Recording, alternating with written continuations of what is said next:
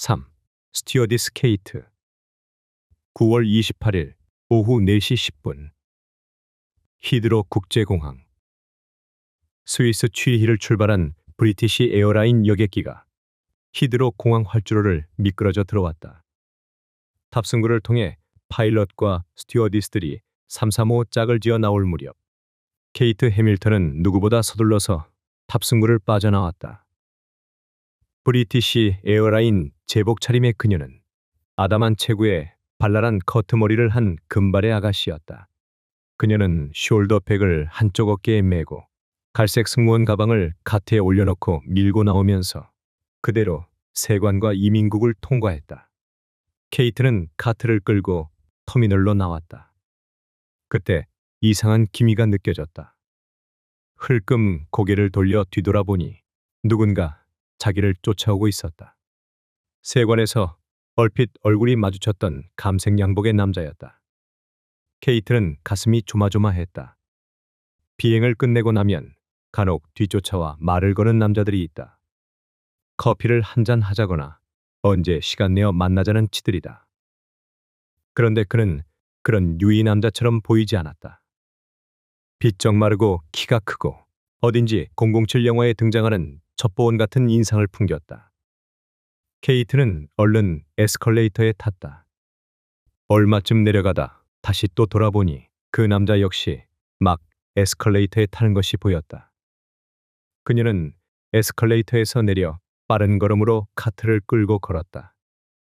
그리고 얼마쯤 가다 로비를 오가는 사람들의 가려진 틈을 타서 재빨리 공항 매점 뒤편의 기둥에 몸을 숨겼다. 감색 양복의 남자가 두리번거리며 약간 허둥대는 걸음으로 지나쳐가는 것이 보였다. 케이트는 기둥 뒤에서 고개를 살짝 내밀고 그 남자가 사라지는 것을 확인한 후 카트를 끌고 다른박질 치듯 아래층으로 내려가 지하 주차장으로 나왔다.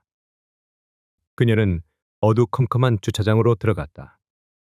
줄지어 늘어서 있는 차들을 지나쳐 자신의 빨간색 도요타 승용차 앞에 이르러 그녀는 가쁜 숨을 토해냈다. 그리고 핸드백에서 자동차 열쇠를 꺼내 뒤트렁크를 열고 가방을 그 속에 넣었다. 바로 그때였다. 실례하겠습니다.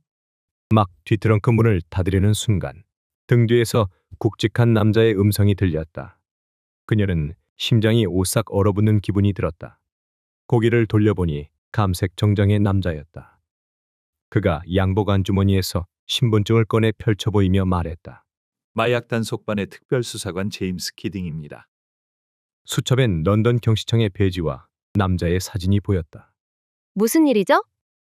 그 가방에 뭐가 들어있는지 확인해 봐도 되겠습니까?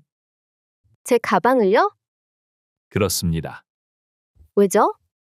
의례적인 검문입니다. 잠깐이면 됩니다. 그는 마치 위압하는 듯한 눈초리로 빤히 바라보았다. 보세요. 케이트는 어깨를 움찔했다. 그녀가 지퍼를 열어 보인 가방 속에는 여벌의 유니폼 한 벌, 속옷과 브래지어, 팬티 스타킹, 세면 도구가 든 손가방, 그리고 승무원 교본과 갖가지 소지품이 들어 있었다. 마약 단속반의 수사관은 마치 더러운 물건이라도 집어드는 것처럼 손가락 2개를 사용해서 그것들을 차례차례 들춰가며 바닥을 확인했다.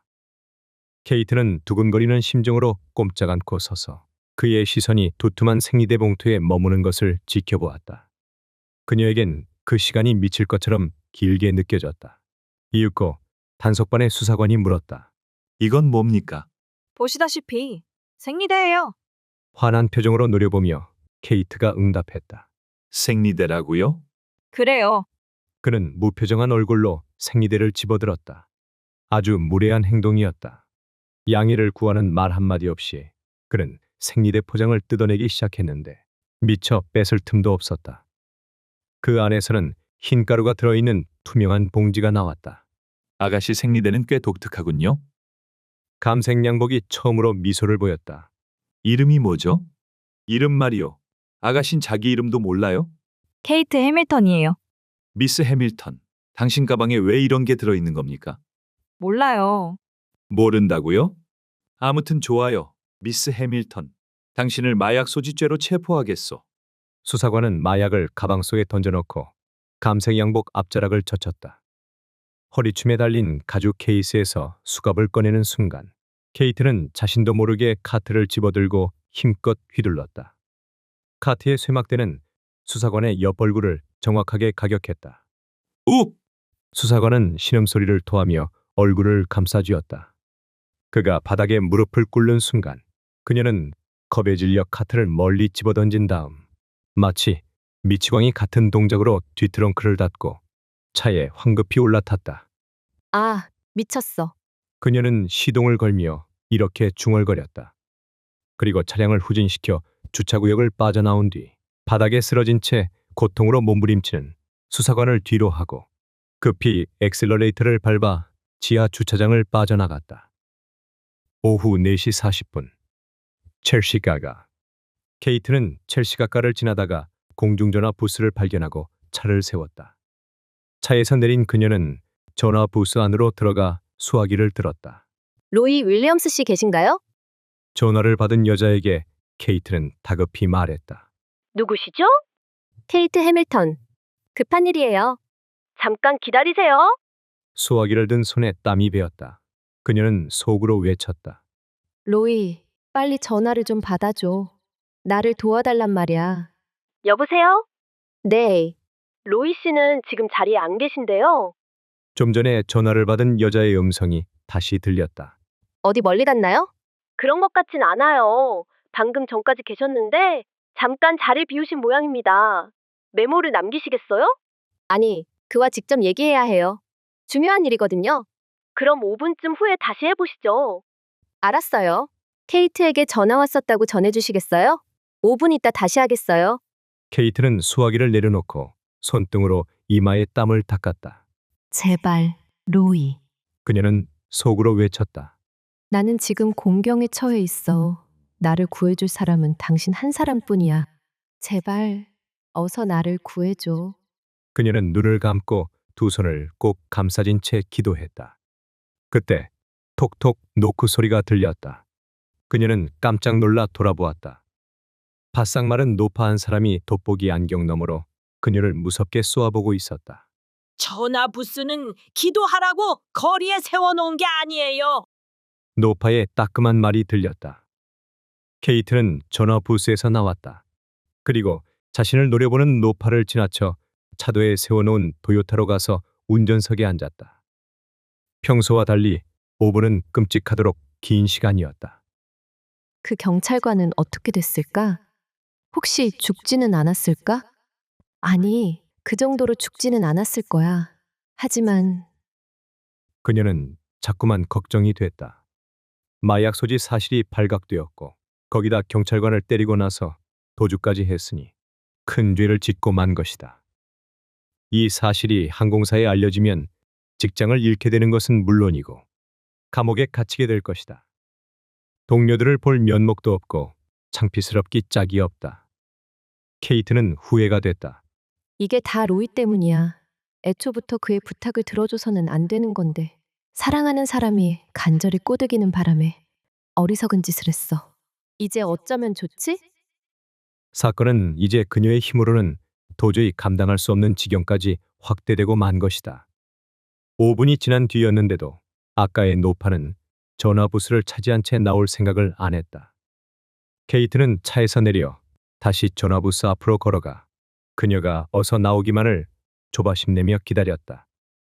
그런데도 노파는 수첩을 꺼내들고 그녀가 와 있는 것은 아랑곳 없이 자꾸만 어디론가 전화를 걸어댔다. 혹시나 케이트가 전화를 양보하라고 할까봐 아예 등을 돌린 채 두 손으로 수화기를 꽉 움켜쥐고 있는 모습이 얄미웠다. 오, 저런 캐리.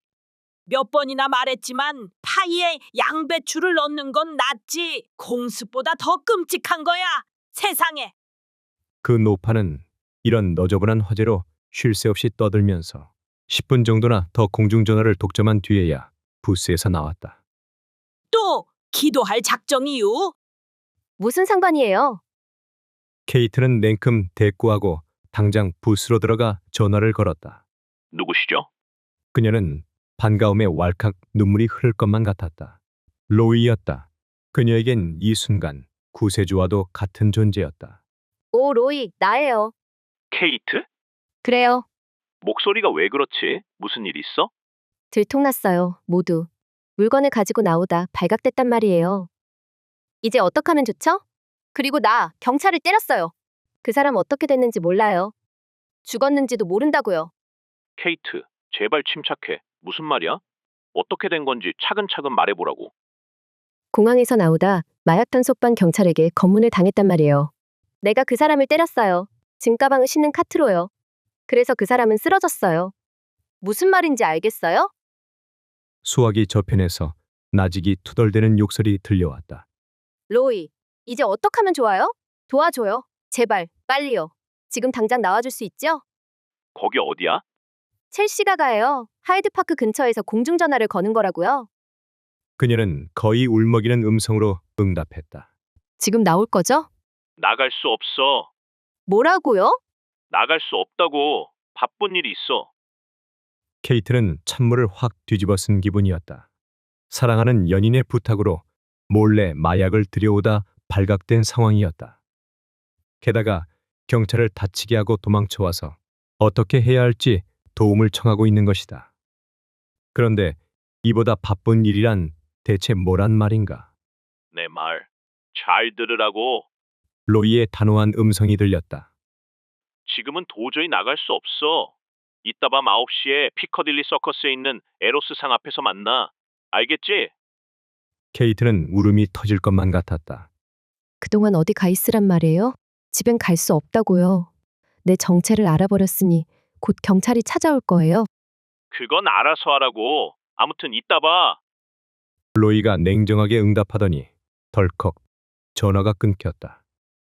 부스에서 힘없이 나오면서 케이트는 소리쳐 울고 싶고 당장 차도에 뛰어들어 죽고 싶은 기분에 사로잡혔다. 동시에 깊은 배신감을 느꼈다. 로이, 내가 어떻게 나한테 이럴 수 있지? 아, 나쁜 자식. 이제 어디로 가야 한담. 첼시는 도요타의 운전석에 앉아 시동을 걸며 중얼거렸다. 마땅히 갈 만한 곳이 없었다. 집에는 이미 경찰이 와서 지키고 있을 것이다. 그렇다고 무작정 시내를 배회할 수도 없다. 브리티시 에어라인 여승무원 유니폼 차림으로 다니다가는 경찰의 눈에 띄기 십상이다. 어쩌면 이미 빨간색 도요타 차량 수배 지령이 내렸는지도 모른다. 대체 어디로 가야 한담? 케이트는 난감한 심정으로 망설이다. 자기도 모르게 라디오를 틀었다. 엘도라도의 노웨이 투 이스케이프가 흘러나왔다. 이 세상 어디에도 도망칠 곳이 없다는 가사가 자신의 처지를 말하는 것 같아 참담한 심정이 들었다. 그러다 문득 백미러를 보니 순찰차 한 대가 접근해 오고 있었다. 그녀는 가슴이 덜컥 내려앉았다. 순찰차는 바로 그녀의 옆에 와서 정지했다. 차 안에는 경찰관 2명이 타고 있었다. 그녀는 숨을 죽인 채 기다렸다. 차에서 내린 경찰관이 다가와 유리창을 똑똑 두드렸다. 케이트가 차창문을 내리자 경찰관이 미소를 지었다. 아가씨, 브리티시 에어라인에 다니십니까? 네, 이름은 케이트, 해밀턴. 미스 해밀턴. 차를 좀 빼주셔야겠습니다. 네? 차를 빼달라고 했습니다. 여긴 주정차 금지 구역이거든요. 어머, 미안해요. 몰랐어요. 원칙대로라면 위반 딱지를 끊어야 하는데 어여쁜 스튜어디스니까 이번만은 특별히 봐드리죠. 고마워요. 저는 브라이언이라고 합니다. 젊은 경찰관이 말했다. 그는 코가 삐죽하고 목이 길쭉해서 왠지 지보리를 연상시키는 외모를 하고 있었다. 그때 순찰차 운전석에 있던 경찰관도 미소를 지으며 그녀를 향해 손을 까딱여 보였다. 저 친구는 조지라고 하는데 애가 둘이나 딸린 기혼자죠. 그런데도 새로 아가씨를 사귀어 혼외 정사를 즐기고 있습니다. 그러니 그쪽은 쳐다볼 필요 없고요. 제 얼굴만 보세요. 아, 네. 제가 베푼 친절에 감사한 생각이 드십니까? 네, 물론 고마워요. 혹시 커피를 사고 싶지는 않은가요? 물론 언제든 나갈 용의가 있습니다. 이건 제 연락처입니다. 저희 교통 단속반엔 브라이언이라는 이름을 가진 사람이 둘 있는데 늙은 브라이언 말고 젊은 브라이언을 찾아주십시오. 거리 순찰을 나가 자리를 비웠을 때는 메모를 남겨두시면 됩니다. 젊은 경찰관은 명함을 꺼내 그녀에게 건넸다. 케이트가 그것을 받아들자 그는 가볍게 격리를 하고 순찰차로 돌아갔다. 차가 출발하기 전 브라이언은 한껏 상냥함이 담긴 미소를 그녀에게 던졌다. 순찰차가 가버리는 것을 확인하고 나서 케이트는 안도의 한숨을 내쉬며 방금 받아든 명함을 구겨 바닥에 버렸다. 아무래도 이대로 다니는 것은 위험해. 어딘가에 도요타를 주차해두고 백화점에서 옷을 사서 갈아입는 것이 안전할 것 같았다. 그녀가 막 차를 출발시켰을 때 라디오에서는 음악이 끝나고 뉴스 속보가 흘러나왔다. 이틀 전에 실종된 BBC의 앵커 모니카 비숍의 승용차가 템즈 강변도로에서 발견됐다는 것이었다. 오후 4시 35분 템즈 강변도로 케빈과 우영사를 태운 낡은 올즈모빌은 완만하게 굽어드는 템즈 강변도로를 시속 100km의 속도로 달려가고 있었다. 런던 시가를 빠져나오면서부터 주말을 즐기려는 차량 행렬이 꼬리를 물었는데 우리치를 지나 이리스와의 분기점에 이르러서야 자동차의 물결은 다소 줄어들었다. 모니카 비숍이 그렇게 유명한 여잔가? 영국 여왕만큼이나 유명하지. 그런데 이상하군. 난 그 여자 얼굴을 한 번도 못 봤거든. 케빈이 오른쪽으로 핸들을 돌리면서 말했다. 옆자리에 있던 로버트 우 형사는 몸이 쏠리는 바람에 급히 손잡이를 잡았다. 케빈의 운전 솜씨는 거칠기 짝이 없었다. 그들은 모니카 비숍의 승용차가 발견된 현장을 향해 달리는 중이었다. 대체 어떻게 생겼어? 누구? 모니카 비숍. 아, 아주 멋진 여자지. 갸름한 달걀형 얼굴에 고양이처럼 커다란 호박빛 눈을 하고 있거든. 머리는 물결치는 금발이야. 게다가 세련된 지성미가 풍기는 멋진 여자지. 나이는? 글쎄, 41~2살? 여자가 40살을 넘기고도 아름다울 수 있다는 게 난 도무지 믿어지지 않아. 그건 기적이라고. 우리 마누라를 보면 알지. 우리 마누란 이제 겨우 35이거든. 근데 벌써 허리 둘레가 절구통처럼 굵어졌어. 볼때기엔 심술이 덕지덕지하고 턱은 이중턱으로 변했지. 게다가 잘 땐 이빨까지 갈아대니 같이 사는 게 고역이야. 자네도 날씬한 편은 아니고 게다가 엄청스럽게 코를 골아대니 천생연분이지 뭘 그래? 얼마쯤 달려가자 갑자기 차량의 흐름이 느려지며 강변도로 한편에 경광등을 번쩍이며 서 있는 순찰 차량 서너 대가 보였다. 주변에선 사람들이 분주하게 돌아다니고 있었다. 아, 바로 저기로군? 망할 자식들. 벌써 냄새를 맡고 몰려들었어. 케빈이 중얼거렸다. 순찰 차량 틈으로 신문사 차량 몇 대가 진을 치고 있었고 그 틈새로 비상전멸등을 깜빡거리고 서 있는 모니카 비숍의 은회색 BMW 승용차가 보였다. 케빈은 맨 뒤편에 있는 순찰 차량 뒤에다 올즈모빌을 세웠다. 두 사람은 차에서 내렸다.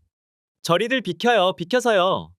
몰려든 신문 기자들을 막으며 경찰관이 고함을 질렀다.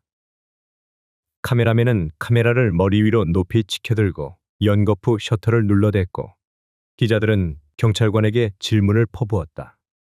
모니카 비숍의 차가 확실합니까? 처음 발견한 사람이 누굽니까? 그 북새통 속에서도 감식계 형사들이 증거 채취를 위해 분주히 움직이고 있었다. 핸들에서 지문을 채취하는 사람, 운전석과 뒷좌석을 향해 계속 플래시를 터뜨리는 사진 담당자, 차체 옆에 쭈그리고 앉아 증거를 채취하는 형사 등이었다. 그 모습을 보며 케빈이 중얼거렸다. 모니카 비숍이 굉장한 여자라는 걸 이제야 알겠구만. 오후 5시 27분 올드본드 스트리트. 케이트는 올드본드 스트리트를 건너 벌링턴 아케이드로 들어갔다. 그리고 주로 캐시미어 제품을 취급하는 70여 개의 점포들 중에서 숙녀복을 취급하는 곳을 찾아 두리번거리며 걸었다. 마침 진열장에 감색 파카가 눈에 띄었다. 케이트는 그 점포 안으로 들어갔다. 진열대엔 전시된 제품과 비슷한 것들이 색상과 사이즈를 달리한 채 즐비하게 걸려 있었다. 그녀는 그중 어두운 젓갈색 제품을 집어들었다. 정말 잘 어울려요. 케이트가 거울에 비친 자신의 모습을 살펴보고 있는데 점원이 곁에 와서 말했다. 마음에 드세요? 네, 이걸로 하겠어요. 살짝 몸을 돌리고 어깨 너머로 다시 또 거울을 바라보며 케이트가 말했다. 그 말에 점원은 약간 놀랐다는 표정을 지었다. 단번에 그렇게 결정하시는 손님은 처음이에요. 다른 것도 한번 보시지 않고요? 아니에요. 이 옷이 마음에 들어요. 이걸로 주세요. 사실 모양 때문에 옷을 고른 것이 아니니 당연했다. 자신이 입고 있는 유니폼을 가릴 수 있다면 디자인이나 색상은 아무래도 좋았다. 케이트는 지갑에서 신용카드를 꺼내 점원에게 주었다. 그리고 그녀가 조회를 하는 동안 꼬리표를 떼어내고 파카의 단추를 채웠다. 파카엔 모자까지 달려 있어 위급할 경우에 도움이 될 것 같았다. 사인해 주시겠습니까? 케이트는 점원이 내민 청구서 용지에 능숙한 필치로 사인을 했다. 포장해 드릴까요? 아니면 그대로 입고 가시겠어요? 그냥 입고 가겠어요. 케이트는 이렇게 대답하며 재빨리 모자를 둘러쌌다. 그리고 뒤도 돌아보지 않고 가게를 나섰다. 이제 어디로 가지? 벌링턴 아케이드를 걸으며 그녀는 이제 어디서 시간을 보낼 것인지 궁리해 보았다. 아무래도 로이와 만나기로 약속한 피커딜리 서커스에서 멀지 않은 곳에서 시간을 보내는 것이 좋을 듯 싶었다. 그녀는 레전트 거리를 지나 소호 쪽으로 걸음을 옮겼다. 레스터 광장에 이르자 오데온과 워너 두 개의 영화관이 보였다. 케이트는 본능적으로 주위를 살펴보았다. 다행히 극장 부근에 경찰관의 모습은 보이지 않았다. 그 다음 그녀의 눈길은 극장에 내걸린 간판에 머물렀다. 오데온에서는 피터 그리너웨이 감독의 영국식 정원 살인 사건이 상영되고 있었고 워너에서는 데니 보일 감독의 트레인스포팅이 상영 중이었다. 케이트는 다시 한번 주위를 둘러본 다음 워너의 매표구에서 표를 사서 안으로 들어갔다. 참으로 기묘한 것은 옷을 살 때도 거울에 맵시를 비춰보았던 것처럼 쫓기는 와중에도 좀 더 취향에 맞는 영화를 선택했다는 점이었다.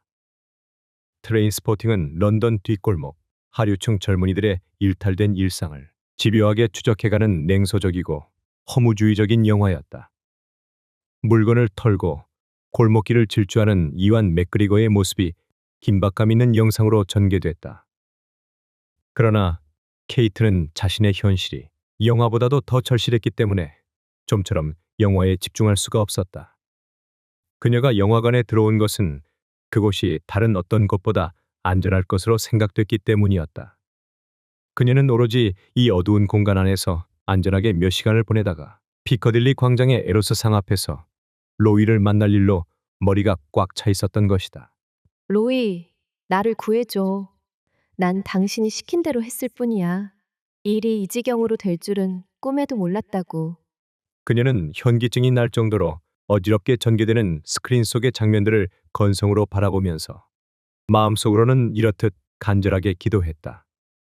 오후 8시 30분. 피커딜리 서커스. 케이트가 극장에서 나온 것은 8시 반경이었다.